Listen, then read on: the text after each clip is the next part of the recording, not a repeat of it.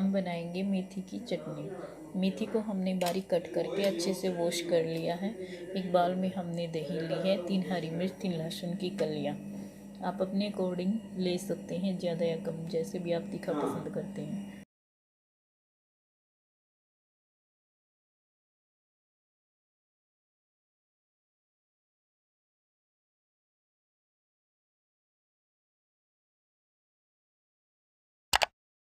लहसुन हरी मिर्च के कूटने के बाद हम इसमें मेथी ऐड करेंगे और फिर मेथी को भी बारीक कूट लेंगे। दही ऐड करने के बाद इसमें हम नमक ऐड करेंगे और इसको अच्छे से मिक्स करेंगे। ये हमारी मेथी की चटनी बनके तैयार हो गई है।